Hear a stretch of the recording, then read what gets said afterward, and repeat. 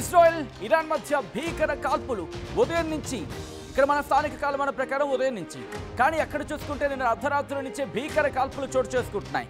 Iran కూడా ప్రతిదాడికి దిగుతోంది. ఈ నేపథ్యంలో మూడో వ్యక్తి అమెరికా ఇన్వాల్వ్ కాబోతోందా? మరీ ముఖ్యంగా నాకు సంబంధం లేదంటూ చెప్పుకొచ్చిన అమెరికా ఇప్పుడు నేరుగా యుద్ధంలోకి దిగే అవకాశం ఉందా? ప్రస్తుతం ఈ చర్చ జోరందుకుంటోంది. ఇటువంటి క్రమంలో ఇటు అంతర్జాతీయంగా ఎటువంటి పరిణామాలు చోటు చేసుకుంటున్నాయి? మూడో ప్రపంచ యుద్ధానికి ప్రస్తుత పరిణామాలు దారితీసే అవకాశం ఉందా?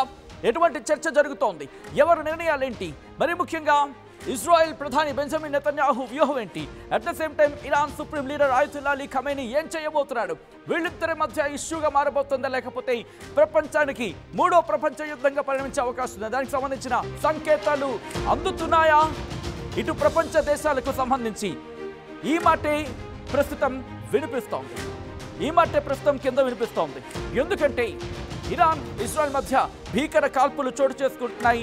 భీకర యుద్ధ వాతావరణం నెలకొంది. ఇరాన్ అణు స్థావరాలపై ఇజ్రాయెల్ దాడికి దిగింది. నామ్తాజ్ న్యూక్లియర్ ప్లాంట్ పై ఇజ్రాయెల్ బాంబుల వర్షాన్ని కురిపిస్తోంది.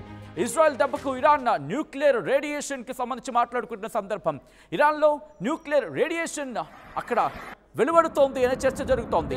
ఆందోళన వ్యక్తం చేస్తున్న ఈ ప్రపంచ దేశాలు. ఈ నేపథ్యంలో ఈ రోజు కొద్దిసేపటి క్రితం న్యూక్లియర్ రేడియేషన్ కి సంబంధించి మాట్లాడుకుంటున్న సందర్భంలో నామ్తాజ్ న్యూక్లియర్ ప్లాంట్ పై ఇజ్రాయెల్ బాంబు దాడి చేసింది. ఒకసారి ఆ విజువల్స్ చూద్దాం.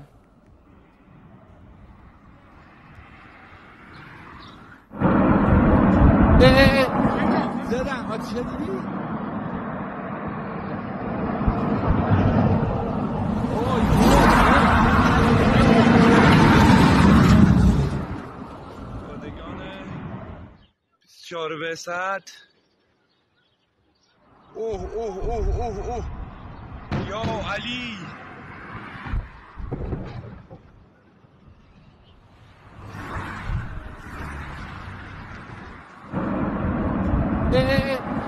زدن ها چه دیدی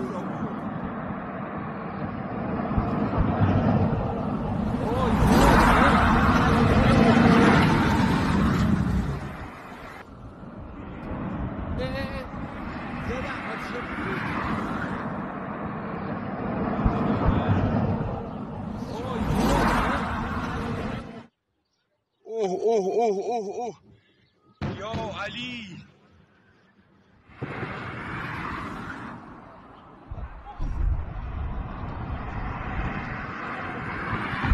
سلام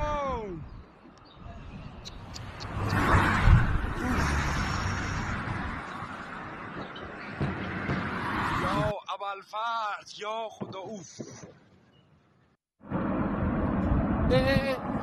زدن ها چه دیدی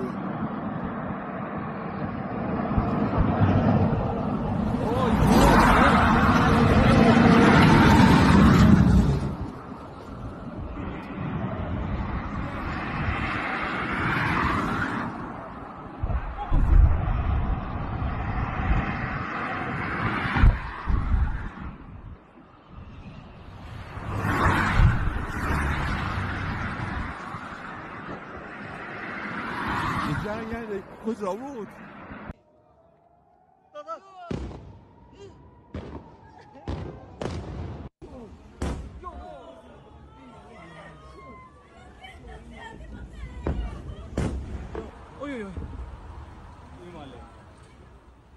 రైట్, విజువల్స్ మీరు చూస్తున్నారు. ప్రస్తుతం ఇరాన్కి సంబంధించి ఎటువంటి పరిస్థితులు ఉన్నాయనేది, మరి ముఖ్యంగా న్యూక్లియర్ ప్లాంట్లకు సంబంధించి ప్రస్తుతం న్యూక్లియర్ ప్లాంట్ల మీద దాడికి పాల్పడుతోంది ఇజ్రాయెల్. ఈ నేపథ్యంలోని అక్కడ ఎటువంటి విపత్కర పరిణామాలు చోటు చేసుకుంటున్నాయో మీరు చూస్తున్నారు.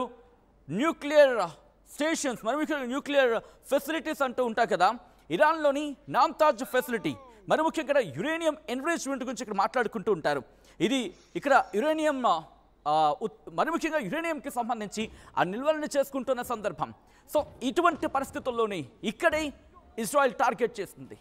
ఎక్కడా కూడా ఇరాన్కి సంబంధించి ఆ న్యూక్లియర్ ఫెసిలిటీస్ వాటిని ఇంకా బిల్డప్ చేసుకోకుండా, వాటిని ఇంకా ముందుకు తీసుకువెళ్లకుండా, వాటిని ఇంకా ప్రోగ్రెసివ్గా ముందుకు వెళ్లకుండా వాటిని నిలువరించేందుకు, వాటికి అడ్డుకట్ట వేసేందుకు తీవ్రంగా శ్రమిస్తోంది ఇజ్రాయెల్. ఈ నేపథ్యంలో మీరు చూడొచ్చు, మిజైళ్లతో బ్యారేజ్ ఆఫ్ మిజైల్స్ అంటూ ఉంటారు కదా, అంటే వందలాది మిజైళ్లతో, డ్రోన్లతో విరుచుకుపడుతోంది ఇరాన్ మీద ఇజ్రాయెల్. ఆ విజువల్స్ చూద్దాం.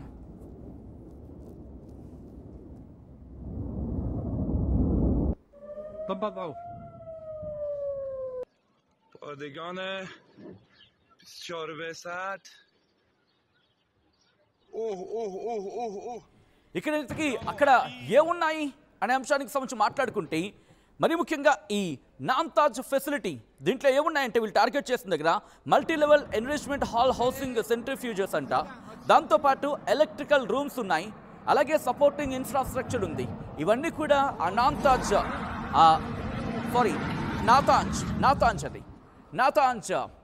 నాతాంజ్ ఫెసిలిటీ, యురేనియం ఫెసిలిటీకి సంబంధించి నాతాంజ్ దగ్గర ఉన్న ఆ ఫెసిలిటీని టార్గెట్ చేసుకుంది.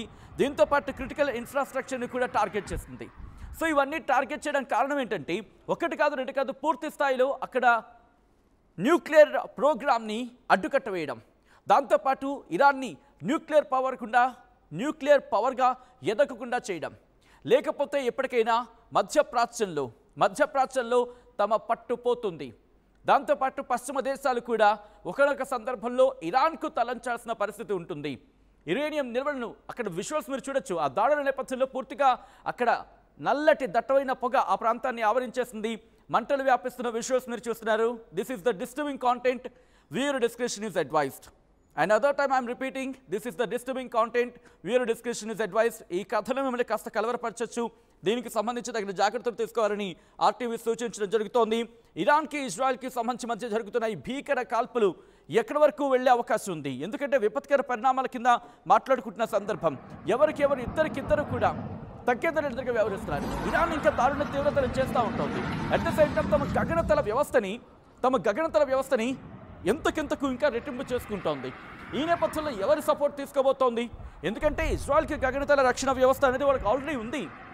మనం మాట్లాడుకునే సందర్భంలో ఐరన్ డోమ్ లాంటి రక్షణ వ్యవస్థ ఉంది. దాంతోపాటు ఇంకా అడ్వాన్స్డ్ టెక్నాలజీస్ ఉన్నాయి. ఒక రేంజ్ వరకు ఐరన్ డోమ్ కాస్తుంది. దానికి మించిన సందర్భంలో కూడా వాళ్ళకి ఐరన్ డోమ్ మించిన రక్షణ వ్యవస్థలు ఉన్నాయి. బట్ ఐరన్ డోమ్ మించి ఎక్కువ మాట్లాడుకుంటారంటే షార్ట్ రేంజెస్కి సంబంధించి కాపాడేస్తుంది కాబట్టి. బట్ ఇరాన్కి సంబంధించి కూడా రక్షణ వ్యవస్థలు ఉన్నాయి. వాళ్ళకు కూడా రక్షణ వ్యవస్థలు ఉన్నప్పటికీ ఆ రక్షణ వ్యవస్థలు పూర్తిగా ఎక్కడా కూడా వాటిని ఒక విధంగా చెప్పాలంటే ట్యాంపర్ చేసిన టైప్లో. ట్యాంపర్ అనే పదం కరెక్ట్ కాకపోవచ్చు, బట్ దాదాపుగా సుమారుగా అంటే వాటికి చిక్కకుండా దాడి చేస్తుంది. సో ఇక్కడ మనకి ఆ మ్యాప్లో క్లియర్ కట్గా అర్థమవుతోంది. ఇరాన్ మీద దాడి చేయాలంటే వాళ్ళకున్న ఆప్షన్ ఇట్స్ వెరీ క్లియర్. వాళ్ళకున్న ఆప్షన్ అయితే మాత్రం క్లియర్ కట్గా మనకు అనిపిస్తోంది. ఇజ్రాయెల్ ఇరాన్ మీద దాడి చేయాలంటే ఎక్కడి నుంచి దాడి చేయాలి? అయితే ఇరాక్ మీద నుంచి, లేకపోతే సిరియా మీద నుంచి, టర్కీ మీద నుంచి, అప్పుడు వెళ్ళి ఇరాన్ మీద దాడి చేయాలి. టెహ్రాన్ మీద టార్గెట్ చేయాలంటే అదే టర్కీ నుంచి, అంటే లెబనాన్ కావచ్చు, సిరియా నుంచి, అక్కడి నుంచి టర్కీ వెళ్ళి, టర్కీ నుంచి అర్మేనియా వెళ్ళి, లేకపోతే అజర్బైజాన్ వెళ్ళి అక్కడి నుంచి టార్గెట్ చేయాలి. అంటే ఇదంతా చాలా లాంగ్ ప్రాసెస్ వాళ్ళకి. కానీ ఇప్పుడు ఇజ్రాయెల్ ఇరాక్ గుండా ఇరాన్ మీద దాడి చేస్తుందా? సో ఇక్కడ ఆసక్తికర అంశం ఏంటంటే ఇరాక్కి సంబంధించి మ్యాప్లో చూసే ప్రయత్నం చేస్తే ఇక్కడ ఇజ్రాయెల్ ఉందనుకుందాం. ఇజ్రాయెల్ ఇక్కడ ఉంటే, ఇజ్రాయెల్కి సంబంధించి ఇక్కడ ఉందనుకుంటే, ఇక్కడ ఇజ్రాయెల్ దాటిన తర్వాత జోర్డాన్, ఇరాక్, ఇరాన్ ఇలా ఉంటుంది. సో ఇక్కడ జోర్డాన్, ఇరాక్, ఇరాన్ ఇలా ఉంటాయి. సో పక్కనే. దాంతోపాటు లేకపోతే సిరియాకి సంబంధించి సిరియా ఉంటుంది, అంటే ఇజ్రాయెల్లో ఉందనుకుందాం, సిరియా ఉంటుంది, లెబనాన్ ఉంటే పక్కనే ఉంటాయి ఇవన్నీ. బట్ ప్రధానంగా ఇప్పుడు ఇరాన్కి టార్గెట్ అనుకుంటే వాళ్ళకి కావాల్సిన గగనతల వ్యవస్థ ఇరాక్ నుంచి. సో ఇప్పుడు ఆ గగనతల వ్యవస్థనే పూర్తిగా మూసేస్తుంది. ఈ నేపథ్యంలో ఇరాన్ మీద దాడి చేస్తుంది ఈరోజు. ఒకవేళ పేలిపోతే, ఇరాన్ ఈరోజు పేలిపోతే అది అసంభవం అనే మాట ఇప్పుడు క్లియర్ కట్గా కనిపిస్తోంది. పూర్తి స్థాయిలో అయితే మాత్రం ఇరాన్ మీద దాడికి సంబంధించి అనేది అంతగా జరగకపోవచ్చు. కానీ ఇక్కడ ఇజ్రాయెల్ ఏం చెబుతోంది? ఇరాన్ కనుక తన న్యూక్లియర్ ప్రోగ్రామ్ని, న్యూక్లియర్ డీల్ని, ఇదే అంశాన్ని ట్రంప్ కూడా చెప్తున్నాడుగా, న్యూక్లియర్ డీల్కి సంబంధించి ఇక్కడ ఇరాన్ కనుక ఇంకా మించిపోలేదు. 60 రోజులు అయిపోయింది, 61 రోజు చూసావుగా ఏం జరిగిందంటూ ఇండైరెక్ట్గా ఇరాన్కి ఇచ్చేస్తున్నాడు. ఇంతవరకు మార్నింగ్ ఏమంది అమెరికా? అరే మాకు సంబంధం లేదండి. కానీ ఇప్పుడు అమెరికా ఏమంటోంది? ఇరాన్కి సంబంధించి ఇరాన్కి ఒక మాట చెప్పడం జరుగుతోంది. 60 రోజులు అయిపోయింది, 61 రోజుకి చేరుకుంది. అయినప్పటికీ మించిపోయింది లేదు, అయినప్పటికీ మించిపోలేదు. ఇప్పటికీ నీకు అవకాశం ఉంది, ఇప్పటికైనా న్యూక్లియర్ డీల్ని కుదుర్చుకుంటూ చెబుతోంది. సో ఇరాన్ ఇక్కడ తలొగ్గుతుందా? నేను మిమ్మల్ని అడుగుతున్నా. మీరే మాట్లాడే ప్రయత్నం చేయండి, మీరే కమెంట్ చేసే ప్రయత్నం చేయండి. ఇరాన్ ఇక్కడ ఆలోచించే అవకాశం ఉందా? ఇరాన్ ఇక్కడ తల ఒగ్గి అంటే కాస్త ఓకే చూద్దాం, ఇరాన్ దాడులు జరుగుతున్నాయి కాబట్టి ప్రజల్లో కూడా ఇబ్బందిగా వాతావరణం మారే అవకాశం ఉంది కాబట్టి ఇవన్నీ ఈ ప్రోస్ అండ్ కాన్స్ గురించి మాట్లాడుతున్న సందర్భం. సో ఇజ్రాయెల్ దెబ్బకు ఇరాన్లో ఇప్పటికీ న్యూక్లియర్ రేడియేషన్ వెలువడుతోంది అనే చర్చ జరుగుతోంది. ఇది ఆర్టీవీ ఎక్కడ ధృవీకరించట్లేదు, ఎందుకంటే రేడియేషన్ అంశం చాలా తీవ్రమైన అంశం కాబట్టి ఒకవేళ అటువంటి పరిణామాలు కనుక దాపరిస్తే అది ప్రపంచానికే పెనుముప్పు అని చెప్పుకోవాలి. ప్రపంచానికే అత్యంత ప్రమాదకర వాతావరణం. ఇది ప్రపంచానికి ఆందోళన కలిగించే అంశం. ఎందుకంటే మనమే పెద్ద దూరంలో లేవు. ఇరాన్కి సంబంధించి మాట్లాడుకున్న సందర్భంలో ఆ ఇంపాక్ట్ వెంటనే పక్కన ఉన్న పాకిస్తాన్ కొడుతుంది. పాకిస్తాన్ కొట్టిందంటే మనం దూరంలో ఉన్నావా? కోతవేటు దూరంలో ఉంది కదా మ్యాప్ ప్రకారం చూసుకుంటే. సో ఇటువంటి పరిణామాల నేపథ్యంలోనే ఇప్పుడు ఏం జరగబోతుందనే ఆందోళన నెలకొంది. ఒక్కసారి ఆ దాడులకు సంబంధించి విషయాలు చూద్దాం, ఎందుకంటే ఆ తీవ్రమైన దాడులు కొనసాగుతున్నాయి. ఈ నేపథ్యంలోనే ప్రపంచ దేశాలు కూడా ఆందోళన వ్యక్తం చేస్తున్నాయి.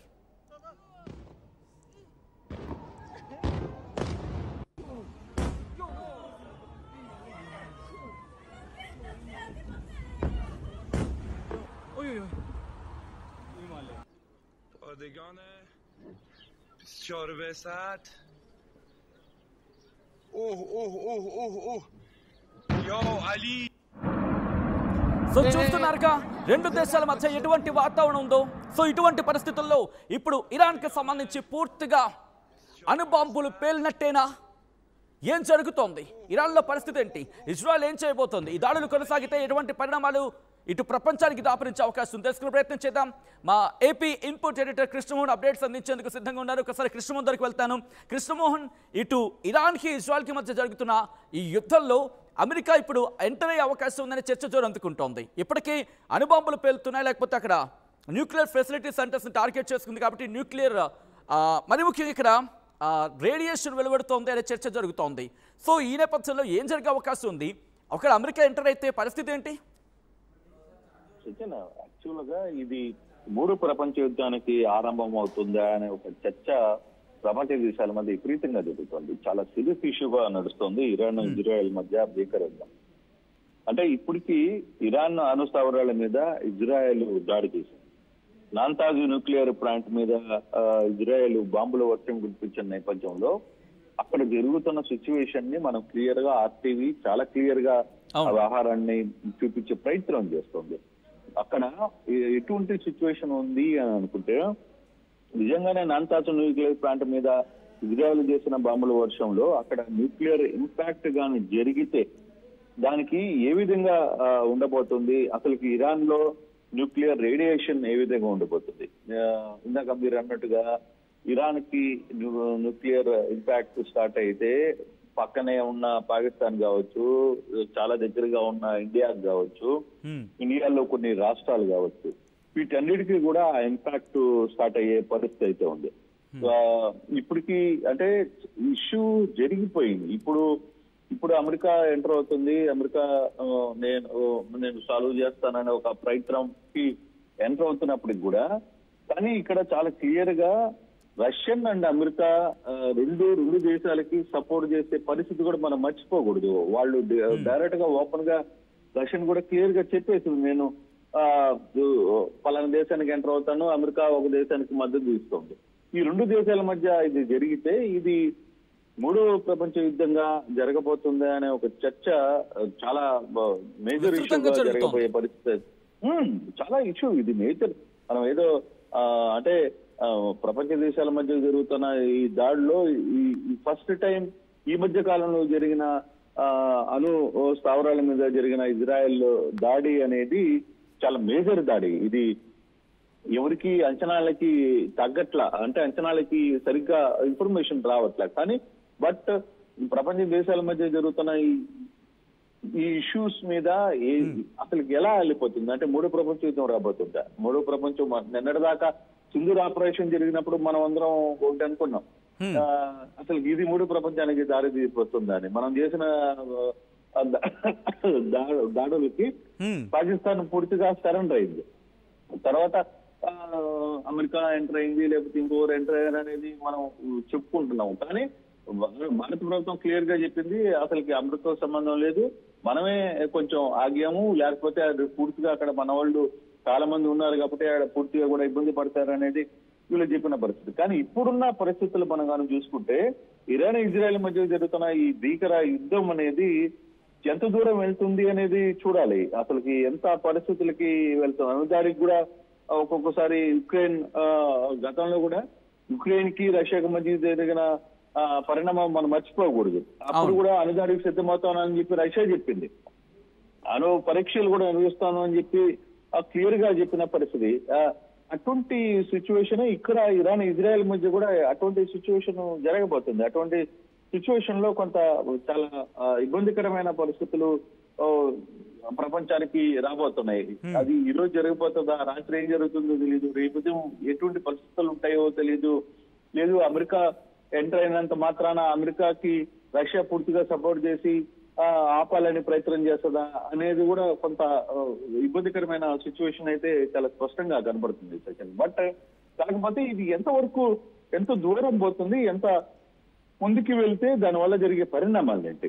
ఒకవేళ నిజంగానే ఈ రోజు మనం కానీ చూసుకుంటే చాలా ఇష్యూస్ లో కంప్లీట్ గా ఇప్పుడు జరిగిన దాడులు కావచ్చు, లేకపోతే ఇజ్రాయెల్ క్షిపణి దాడుల్లో పూర్తిగా కూడా ఇరాను కెర్మానాల క్షిపణి డిపో పూర్తిగా కూడా ధ్వంసమయ్యి మనం ఆ టీవీలో చాలా క్లియర్ గా మీరు చూపించే ప్రయత్నం చేస్తున్నారు.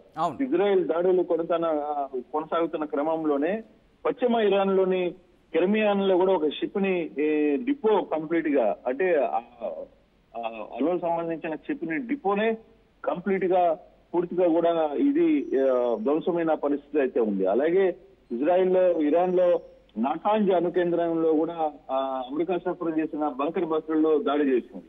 సో ఇట్లాంటివన్నీ కూడా ఖచ్చితంగా ఇవన్నీ రేడియేషన్ లీక్ అయ్యే ప్రమాదం ఉంది. ఇలాంటి చోట బంకర్ బస్ట్ బాంబు జరగడం వలన ఇవన్నీ కూడా జరిగినాయి అనేది చాలా ఉన్నాయి. రెండు ప్రభుత్వ పాలకుల మధ్య కూడా వైరం ప్రజలకి జీవిత కాలం అంటే ఇది మామూలు ఇది కాదు, కొన్ని సంవత్సరాలు కొన్ని తరాలు శిక్ష జరిగే పరిస్థితి అయితే కనబడుతుంది. ఆ రేడియేషన్ లీక్ వల్ల జరిగే పరిస్థితులు లేకపోతే ఇవన్నీ కూడా అటు ఇరాన్ కావచ్చు లేకపోతే ఇజ్రాయెల్ కావచ్చు చాలా నష్టపోయే పరిస్థితి కూడా ఉంది. అట్ ది సేమ్ టైం ఆ రెండు దేశాలే కాదు, పొరుగునున్న పాకిస్తాన్ ఇండియా లాంటి దేశాలు కూడా పూర్తిగా కూడా చాలా వరకు కొన్ని గ్రామాలు కొన్ని ప్రాంతాలు అంతా కూడా ఆ ఎఫెక్ట్ నష్టమయ్యే పరిస్థితి అయితే చాలా స్పష్టంగా కనబడుతుంది. కానీ ఎంతవరకు దీన్ని ఆపాలి? ఒకవేళ అమెరికా రేపు ఎంటర్ అయ్యి ఇప్పుడు దాకా అమెరికా ప్రధాన పాత్ర పోషిస్తుంది అనుకున్నారు, కానీ అమెరికా అంతర్గతంగానే కొన్ని సమస్యలను ఎదుర్కొంటున్న పరిస్థితులు మనం చూస్తున్నాం. రోజు వాళ్ళు అక్కడ జరుగుతున్న ఇష్యూస్ ని వాళ్ళు హ్యాండిల్ చేయలేక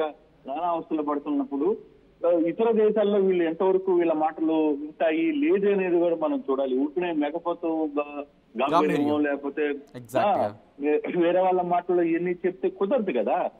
ఇక్కడ ఇజ్రాయెల్ కి సంబంధించి లేకపోతే ఇరాన్ కి సంబంధించిన ఇష్యూస్ లో ఎక్కడ వీళ్ళు ఎంతవరకు హ్యాండిల్ చేయగలరు? ఒకవైపు రష్యా ఒక లైన్ తీసుకుంటుంది, చైనా కూడా చాలా జాగ్రత్తగా గమనిస్తోంది జరుగుతున్న పరిణామాలు ఏంటి, ఏం జరుగుతుంది, మనం ఎంతవరకు ఎంటర్ కావాలి ఏంటి అనేది అనేది కదా. నిజంగా ఈ రోజు రాత్రి రేపు సాయంత్రం లోపల కొంత కీలకమైన పరిణామాలు జరిగితే ఫర్దర్ గా ఏం జరుగుతుందో కూడా తెలియని పరిస్థితుల్లో ఈ రోజు ఇటువంటి సిచ్యువేషన్స్ కి అయితే జరుగుతున్న పరిస్థితులు ఉన్నాయి. సో ఏం జరగబోతుంది ఏంటి అనేది, కానీ మొత్తం మీద ఇరాన్ ఇజ్రాయెల్ యుద్ధం మాత్రం చాలా కీలకమైన పరిణామాలకి దారి చేసే పరిస్థితులు అయితే కనపడుతున్నాయి. కాకపోతే మనకి ఇండియాకి పాకిస్తాన్ మధ్య జరిగిన సింధూర్ ఆపరేషన్ ఒక లెవెల్లోనే జరిగింది, కానీ దానికి మించి ఇక్కడ ఇరాన్ వర్సెస్ ఇజ్రాయెల్ మధ్య జరుగుతున్న దాడులు మాత్రం చాలా వేగంగా జరుగుతున్నాయి, చాలా స్పీడ్ గా జరుగుతున్న పరిస్థితి. దాన్ని ఎంతవరకు మనం కంట్రోల్ చేయగలం అంటే అమెరికా కానీ లేకపోతే ఇతర దేశాలు మన దేశ దౌత్యత్వం కూడా చాలా అవసరం అక్కడ. ఇవన్నీ ఏ విధంగా ముందుకు వెళ్తే ఏ విధంగా దాన్ని కంట్రోల్ చేయాలి అనేది చాలా వరకు చూడాల్సిన పరిస్థితి అయితే ఉంది. బట్ ఈ రోజు రాత్రి చాలా కీలకమైన పరిణామాలు చోటు చేసుకుపోయిన పరిస్థితులు అయితే కనబడుతున్నాయి. మీరు అన్నట్టుగా ఇరాన్ కనుక ప్రతిదాడికి దిగితే ఈ రోజు రాత్రి ఆ పరిణామాలను ఇజ్రాయెల్ ఎలా ఎదుర్కొంటుంది, at the same time Israel రక్షణ వ్యవస్థకు సంబంధించి ఇప్పటికే క్వశ్చన్ మార్క్ ఎదుర్కొన్న సందర్భం, మరి ముఖ్యంగా యెమెన్ మీద టార్గెట్ అంటే హౌతీల దాడి చేస్తున్న క్రమంలో. సో ఈ రాత్రి అత్యంత కీలకం అనుకోవచ్చా కృష్ణమోహన్?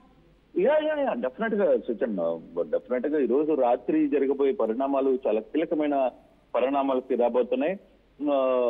ఇప్పటికీ ఇజ్రాయెల్ చేస్తున్న దాడులు ఇరాన్ అతలాకుతలం అవుతుంది. ఈ రోజు రాత్రి ఇరాన్ నుంచి కానీ కొంత సీరియస్ ఎఫెక్ట్ గానే పెట్టుకుంటే వాళ్ళు కూడా చాలా క్లియర్ గానే వాళ్ళేమి వెనకాడు కూడా వేయట్లేదు. మేము ఖచ్చితంగా దీన్ని ప్రతిదాడి చేస్తామని చెప్పి చెప్తున్న పరిస్థితుల్లో ఈ రోజు జరుగుతున్న రాత్రి కావచ్చు రేపు ఉదయాన్నే జరగబోయే పరిస్థితుల్లో ఇజ్రాయెల్ ఎటువంటి పరిస్థితుల్లో ఎదుర్కోబోతుంది కూడా మనకు తెలియదు. కానీ ఇప్పుడు జరుగుతున్న ఇజ్రాయెల్ క్షిపణి దాడులకు ఇరాన్ లో గానీ లేకపోతే ఇంకో దగ్గర కావచ్చు, అలాగే టెర్మినాల్ లో కూడా ఈ క్షిపణి డిపో పూర్తిగా కూడా దగ్గర కావడం, ఇవన్నీ కూడా కొంత మేజర్ ఇంపాక్ట్ చూపించే ఇష్యూ అయితే జరుగుతుంది. కానీ ఇంకా కొంత సమాచారం అయితే మనకి అందాలి. అంటే బేసిక్ గా ప్రపంచ దేశాల మధ్య ఏం జరుగుతుంది, వాళ్ళ మధ్య జరుగుతున్న ఇంటర్నల్ ఇష్యూ ఏంటి, ఎవరు వ్యతిరేకం చేస్తున్నారో, లేదు ఎవరైనా ఆపాలనుకునే ప్రయత్నం చేస్తున్నారా, లేదు అమెరికా ఎంతవరకు సక్సెస్ అవుతుంది, అమెరికా నిజంగానే ఎంటర్ కాగలదా, సక్సెస్ అవ్వగలదా, ఎన్ని అంశాలను కూడా కొంత ఇష్యూ అయితే జరుగుతుంది సత్యన్న. బట్ ఈ తెల్లవారుజామున వరకు మాత్రం అంటే వాళ్ళకి మన కాల టైం ప్రకారం లేకపోతే మన టైమింగ్ సెన్స్ వాళ్ళ టైమింగ్స్ ప్రకారం తెల్లవారుజామున వరకు మాత్రం కొంత ఏదో ఒక విపత్తు వినే పరిస్థితి అయితే స్పష్టంగా ఒక ఇష్యూ జరగబోతుంది అనేది మాత్రం చాలా స్పష్టంగా పరిస్థితి అయితే డెఫినెట్ గా ఈ రోజు రాత్రి కొంత అంటే ఈ రెండు దేశాలే కాదు మిగతా దేశాలకు సంబంధించిన వ్యవహారాల్లో కూడా కొంచెం కీలకమైన పరిణామాలు తీసుకోబోతున్నారు. అది ఏ విధంగా ముందుకు పోతున్నారు. ఇప్పుడు దాకా నిన్న పాకిస్తాన్ అంటే ఇటీవల జరిగిన పాకిస్తాన్ ఇండియా మధ్య జరిగిన సింధూర్ వార్ లో అందరూ అనుకునే మూడో ప్రపంచ యుద్ధానికి వెళ్తారా అని, కానీ అది ఎక్కడో దగ్గర సక్సెస్ అయింది. కానీ ఇక్కడ ఇజ్రాయెల్కి సంబంధించి కావచ్చు ఇరాన్కి మధ్య జరుగుతున్న ఇష్యూలో ఎంత దూరం పోతుంది అనేది మనం మాత్రం చూడాలి. ఇప్పటికే కొన్ని షిప్లు డిపోలనే పూర్తి కూడా ధ్వంసమైన నేపథ్యంలో దానివల్ల జరిగే రియాక్ట్ వల్ల జరిగే ఇంపాక్ట్, దాని తర్వాత ఫర్దర్గా జరిగే కొన్ని సంవత్సరాలు ఆ రియాక్ట్ ఉంటుంది. మనం గతంలో కూడా మనం ప్రపంచం చూసింది మొత్తం కూడా. జపాన్ లో జరిగిన హిరోషిమా దాడి కావచ్చు లేకపోతే ఇంకోటి దాడి కావచ్చు, ఇవన్నింటిని కూడా అన్ని గమనించాయి. కాబట్టి ఇది నిజంగానే ఈ తెల్లవారుజామున వరకు ఏదైనా ఇష్యూ కానీ జరిగితే మాత్రం అది ఎటువంటి ఇంపాక్ట్ చూపించబోతుందో లేకపోతే ఏ దేశాల మీద దాని ఇంపాక్ట్ ఉండబోతుందో అనేది కొంత అతి ప్రపంచ దేశాలు డెఫినెట్ గా అందరూ భయాందోళనలో ఉన్నారు. మన వైపు దీన్ని ఆపడానికి ఈ రాత్రి జరిగే కొంత పెద్ద దేశాలు ఎటువంటి ఇంపాక్ట్ చేపట్టబోతున్నారు, ఏం చేస్తారా అనేది మాత్రం మనం వేచి చూడాల్సిన పరిస్థితి చాలా స్పష్టంగా కనబడుతుంది. Right Krishnamohan, thanks for the update. మొత్తంగా ఇటు రెండు దేశాలు ఇటు ఇరాన్ ఇజ్రాయెల్కి సంబంధించి పెద్ద ఎత్తున చర్చ జరుగుతున్న నేపథ్యంలో ప్రస్తుతం ఈ రాత్రి అత్యంత కీలకం కాబోతోంది. మరి ముఖ్యంగా అణుబాంబులకి సంబంధించి మాట్లాడుకుంటున్న సందర్భంలో ఏం జరగబోతోంది, ఈ రోజు రాత్రి చాలా కీలకంగా మారబోతోంది నిర్మోహమాటంగా. ఎందుకంటే ఇప్పటికే ఇరాన్ ఇటు ప్రతిదాడులకు సిద్ధమవుతోంది, ఎలాగైనా ప్రతీకారం తీర్చుకుంటామంటోంది. ఈ నేపథ్యంలో ఇజ్రాయెల్ దాడి చేసిన సందర్భాన్ని మీరు చూడొచ్చు. ఇజ్రాయెల్ ఇరాన్ మీద దాడి చేస్తుంది 1500 కిలోమీటర్లు టెహరాన్కి సంబంధించి మీరు చూడొచ్చు. అక్కడ ఉండేది దాదాపుగా టెహరాన్కి సంబంధించి, దాంతోపాటు మిగిలిన ప్రాంతాల మీద కూడా వాళ్ళ న్యూక్లియర్ ఫెసిలిటీస్ని టార్గెట్గా ఇరాన్ ఆర్మ్డ్ ఫోర్సెస్ కర్టసీ మీరు చూడొచ్చు. ఇరాన్ ఆర్మ్డ్ ఫోర్సెస్కి సంబంధించి ఈ నేపథ్యంలో దాడులకు తెగబడింది ఇజ్రాయెల్ అంటూ ఇరాన్ చెబుతోంది. న్యూక్లియర్ ఫెసిలిటీస్ని మేము టార్గెట్ చేస్తామంటూ ఇజ్రాయెల్ చెబుతోంది. ఈరోజు రాత్రికి అత్యంత కీలకం. ఎవరికి ముహూర్తం పెట్టబోతున్నారు, ఏం జరగబోతోంది, ఆ ఘట్టం ప్రపంచానికి ఎటువంటి విపత్కర పరిణామాలకు దారితీయచ్చు. ఈరోజు రాత్రి అత్యంత కీలకం కాబోతోంది. ఈ నేపథ్యంలో మీరేమనుకుంటున్నారు? ఇరాన్ ప్రతిదాడికి దిగుతుందా, ఇజ్రాయెల్ మీద దాడి చేస్తుందా, లేకపోతే అమెరికా నేరుగా రంగంలోకి దిగే అవకాశం ఉందా? మీరేమనుకుంటున్నారనేది కామెంట్ చేయండి. అసలైన తొలి వెలుగు. ఫాలో వాట్సాప్ @తొలి వెలుగు official.